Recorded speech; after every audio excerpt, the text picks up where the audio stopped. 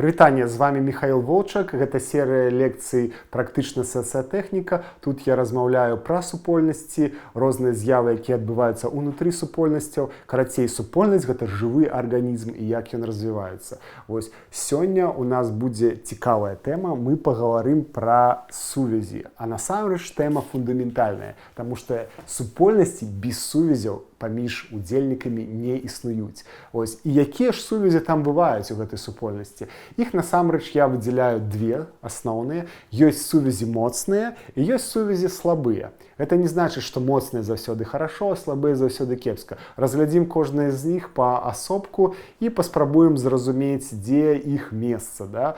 Ось, слабыя сувязі – гэта, як правіла, сувязі накіраваныя ў адзін бок. Вядома, яны могуць быць накіраваны таксама ў другі бок, але пауза паміж гэтымі двумя сігналамі яна настолькі доўгая, што мы фіксуем толькі сігнал у адзін бок. Прыклады, да, дзе гэтыя сувязі ўзнікаюць, што з'яўляецца падставай для ўзнікнення слабых сувязяў.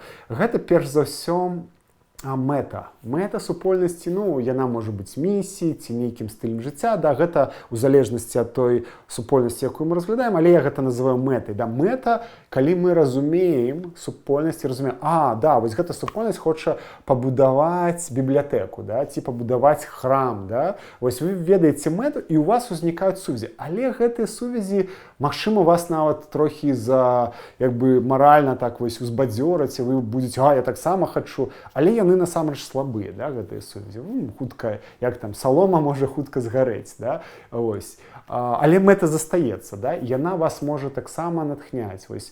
Гэта мэта.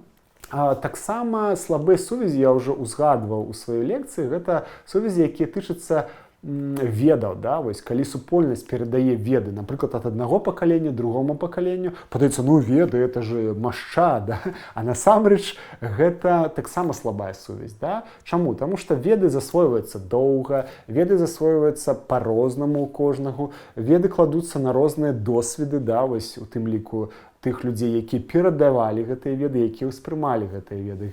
Веды вельмі шматаспектны момант, да, гэта пра веды я напісаў шмат у сваёй кніжке, да, якая насамрэч вельмі шмат у ёй вы сможаце даведацца пра тое, што распавядаю. Але веды слабая сувязь, такая доўгая слабая сувязь. Да? Ось, і яшчэ таксама можа быць з прыкладаў слабой сувязі гэта нейкія медыа, да, ось медыа, у якіх вы удзельнічаеце. Напрыклад, хтосьці з супольнасці там даў інтэрв'ю, ці у вас ёсць свой паблік, які публікуе нейкія зацемкі з тых пра той транслятар, які у вас існуе, ці нейкія веды пра саму супольнасць, там, пра судзельнікаў. Гэта ўсё стварае сувязі, да, але слабыя сувязі. Да? Мы памятаем, што слабыя сувязі, як правіла, прысутнічаюць сярод прыхільнікаў. Да? Яны, умоўна кажучы, там прыхільнікі вось, і супольнасць. Да? І паміж супольнасцю і прыхільнікамі ёсць шмат слабых сувязяў. Да? Яны прыцягнуты гэтай сувязі, да, трохі аднанакіраванай, там, з плюса ў мінус.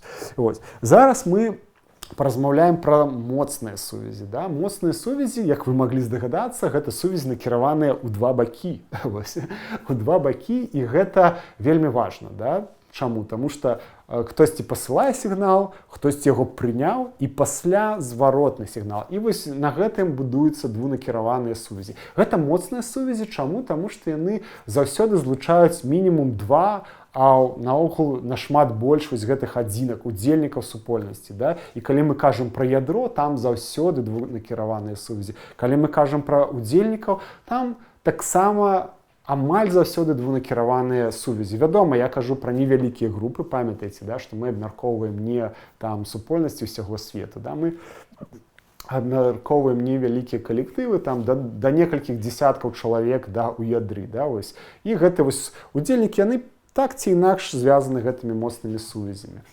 Ось, дзе прысутнічаюць моцныя сувязі? Перш за ўсё, моцныя сувязі прысутнічаюць у дзейнасці. Да? Калі суполка дзейнічае, там максімальна мабілізуецца вось гэтыя удзельнікі, да, і яны пачынаюць інтэнсіўна камунікаваць. Па-першае, на тэму падрыхтоўкі гэтага транслятара, па-другое, на тэму яго непасрэднай рэалізацыі. Вось тое, што бачыць аутсайдер, тое, што бачыць той, хто не належыць супольнасці. Да? І вось у гэтым дзеянні будуецца шмат моцных сувязяў. Да? Сігнал прыняў, сігнал адправіў, прыняў, адправіў. Гэтак далей. Вось.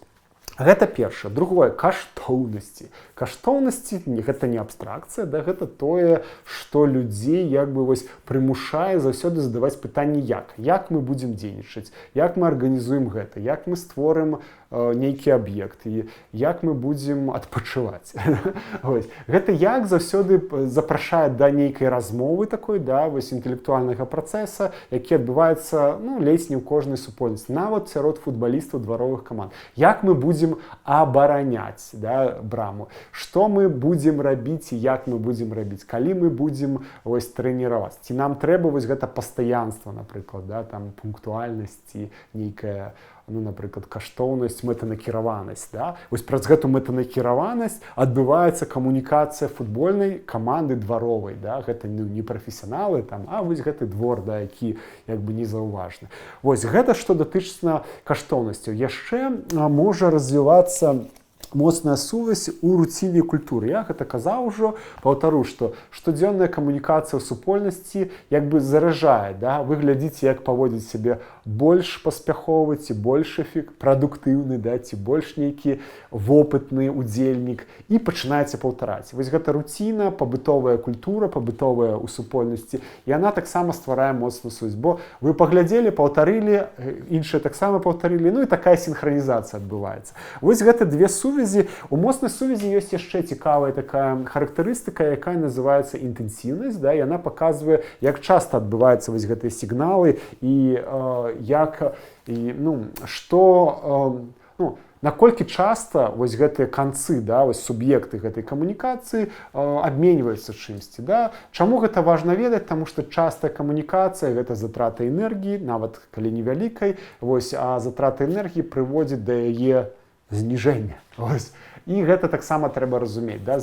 Нізкая энергія гэта свае наступствы, да, у супольнасці. І на гэтым амаль усё. Хачу ўсё ж такі яшчэ дадаць трохі. Да?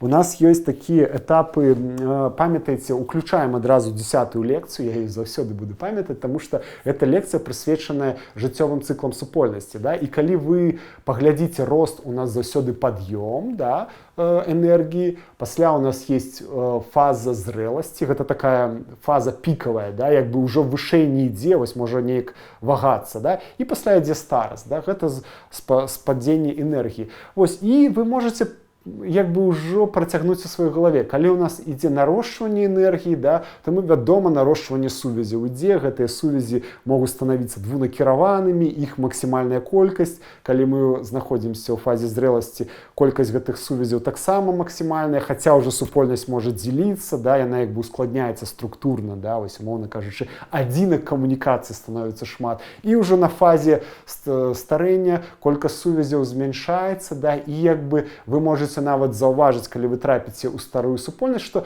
там як бы эканоміць на камунікацыі. Там заўсёды могуць сказаць, не, мы там не будзем удзельнічаць, бо там затраты энергіі. Ой, мы лепш зробім не вось так шмат, а трошкі, да, таму што супольнасць як бы імкнецца працягнуць сваё жыццё, да, і такім чынам скарачае вось гэтыя сувязі. Да, таму камбінуйце тыя веды, якія вы бачылі ў папярэдніх лекцыях. Да? Вось мы ведаем, што ёсць сувязі і ёсць дынаміка супольнасці. Калі мы накладаем гэтыя две мапы, мы атрымліваем цудоўную карцінку, якая дапамагае нам разумець супольнасці.